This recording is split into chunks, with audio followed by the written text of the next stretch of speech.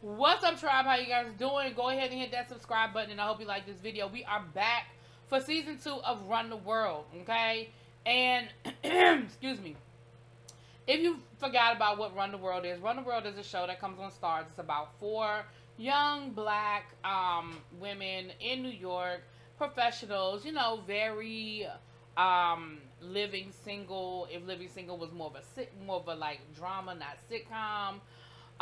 So we start the new season off. I'll bring you guys up to date. If you didn't catch the first season, go check out my reviews from season 1, okay? But we start this episode off. We have this. I figured it was a dream sequence. We have Ola, who was engaged to Whitney last season. Now Whitney and Ollie are like the perfect, upper middle class black couple. She's got this great corporate job. I think he's a doctor. He's from Africa, and she was going to have this great bougie, upper middle class black wedding, but she had slept with somebody, and she had to be honest with him, because she kept running into the guy first of all, and then the guilt got to her, and her thing was, I slept with this other guy not because I didn't love my fiance, but I had never been with any other man, and I was getting ready to get married, and basically was going to be with the same man for the rest of my life, and I just was curious. So we found out that he did call the wedding off after she confessed this, indiscretion to him. And where we pick up this show is we pick up with 3 out of the 4 ladies coming back from her honeymoon. Ended up being a girls' trip to Tulum. Ella ended up staying in Tulum. And we have Renee, Whitney, and Sandy coming back. Baby, they was in first class too. Did you see? You peep? They was in first class. Y'all, they was in first class. Now, the actress who played Ella in real life, she actually left the show or was fired, whichever version of the story you wanna hold on to, because she would not get vaccinated. Okay, now hopefully it won't be an issue anymore. Maybe going into season 3, because they didn't totally, at least in this first episode, they just wrote her character off. Her character stayed in Tulum because on last season she was working on her novel. She had this big novel that was a hit, and then she kind of fell off, and she was working at like a gossip, like online gossip blog, and it was just something she really didn't want to do, but she needed to pay her bills, so she decided to stay in Tulum to finish writing her novel. That's kind of how that's what they did with her character.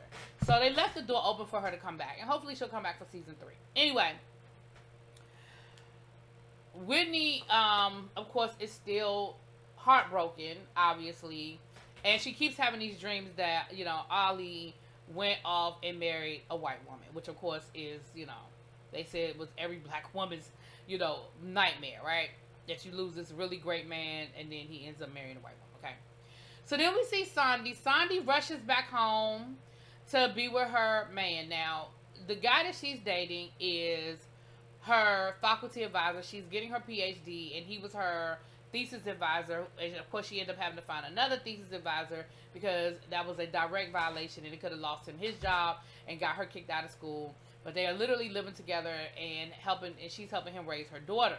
Well, we pick up with the mama who was in the Navy has come back, and now she wants to be an active part of her daughter's life because she is home, and she done bought herself an apartment. Got her a place in New Jersey.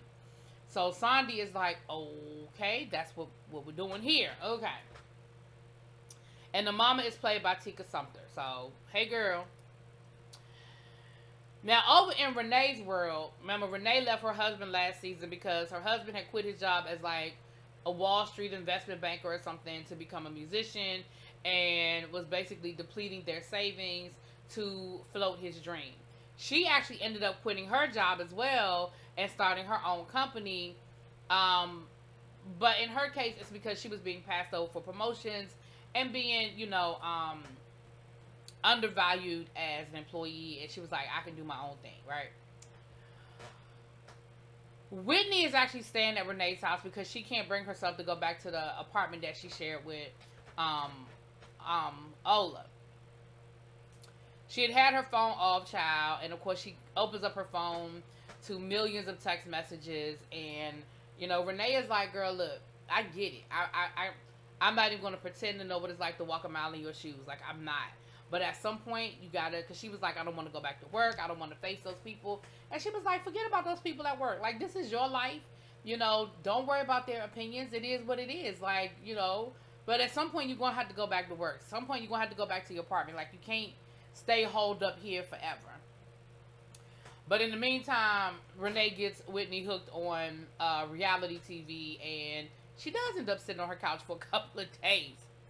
To the point where Renee got so desperate, she actually called her estranged husband for a meeting. Like, look, you need to talk to Ollie. Like, you need to make Ollie talk to Whitney, because she is stuck in a whole pattern. She can't move forward. She wants to go back to the way things were before she confessed. And she wants to move forward, and you need to talk to him. And he was like, she goes down to his, did she go down to his studio? Yeah. She goes to his studio to talk to him about it. And of course she's rude. Renee is the rude one out of the group, right? She's rude. She's telling the man he can't sing. She's like, oh, this is a cute little studio. And he was like, you ain't got to do that. Like, you don't have to do all of that. And he was like, you being real petty. Like, you kicked me off of your insurance. I need your insurance to, get my medicine for my asthma and stuff like that. Well, come to find out, she didn't tell him that she had quit her job. So she technically didn't kick him off of her insurance. She ain't got no insurance. Okay. She, instead of telling him the truth, she's like, well, I'll see what I can do, but that ain't what we're here for. Right now, we're here to talk about how we're going to get Whitney and Ollie back together. And he was like, don't you think it's very coincidental that me and you, who are going through our own marital issues, that you're sitting here saying that we need to figure out how we're going to fix Whitney and Ola's marital issues? And, from where she was sitting, it's like, no, I don't see the problem. I don't see what the big deal is, Now, back over to Sandy's place. Sandy is jumping in with, is picking up where she left off with her man, of course, but she got her side eye on Mama over here, because she know that, that Mama, she feel like Mama done showed up with an agenda, right? Mama done showed up with an agenda, like, you really got your eye on your man, and I get it. But we see in the meantime, she's enjoying the fact that that she don't have to be a full-time stepmama, that, that the daughter will be spending weekends with her mama, and the mama will be doing things where she don't have to basically be a pseudo mom, right? Where basically, child, they have sex all over the apartment and stuff, until they are interrupted while they are eating breakfast out on the terrace by the mama, who used the daughter's key to get in the house without knocking or asking, right? So we're going to definitely see where we're going to have to put some boundaries in place, right? Now, back over to Renee's apartment.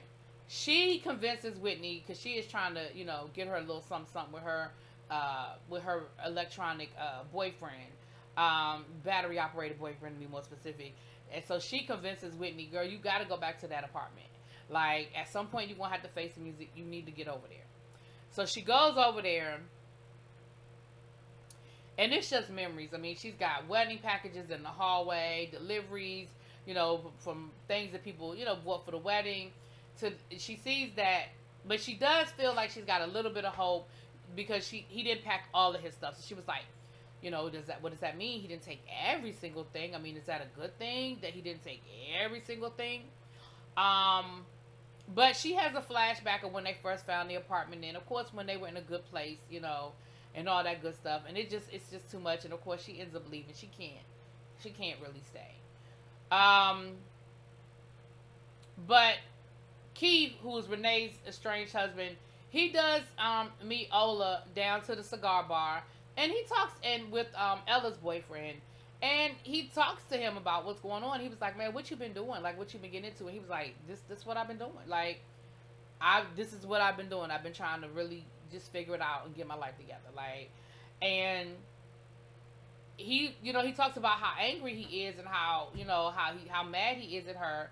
And, he was like, well, he said, well, it sounds to me like you still have some feelings. Like, if you're still getting angry, you still have feelings. And maybe you need to have a conversation with Whitney. Like, maybe y'all need to really sit down. You can't avoid her forever. You can't not speak to her for the rest of your life. And he was like, I mean, as far as I'm concerned, like, it's a deal breaker. Like, we don't need to go back. Like, that's it. That's a wrap. That it happened. Like, it's a deal breaker for me. But he does end up texting Whitney and tells her that he's ready to talk. And I think he was ready to forgive her in that moment when they had their conversation? No, I don't. But I think he was ready to listen. And honestly, her answers would have pissed me off. He was like, why did you do it? Like, why did you cheat on me? And she was like, I don't know, but I mean, I apologize. Can't we just move on? Girl, if the situation were reversed and he had cheated on you, would that have been a good enough answer? And even though there really is never a good enough answer, I think he wanted more than, I don't know. Right? He wanted more than I don't know why I did it. I mean, can't we just move on? No, girl, we can't just move on. I need to know why you did it. I need more information. And she was like, I apologize. I mean, we've been together for 10 years. Shouldn't that be enough? Right. The fact that we've been together for 10 years, no, it's not enough. Like, it's not enough. What are you talking about? So Renee ends up meeting up. So basically, Olo is like, well, that's not good enough. And basically, it's a wrap. I'm done. And he takes his stuff and he's like, listen. She was like, where are you going? He was like, I'm moving out. And he gives her key back and everything. So, of course, she's devastated. I mean, she is just devastated. So then we see Renee meet up with her estranged husband to sort of say, well, what happened? What did Ali say? And he was like, look, he's hurt, you know. But, you know, I did talk to him. I don't know what he's going to do. I don't know if he's going to talk to Whitney or not. Like, I don't know what's going to happen. But in that conversation is when he finds out that she actually quit her job to pursue her dreams. And she was like, it's not the same thing. It's not the same thing. He was like, but isn't it though? Like, isn't it the same thing as when I quit my job to be a musician because that's what I wanted to do. That was my dream. And she was like, no, it's not. It's different.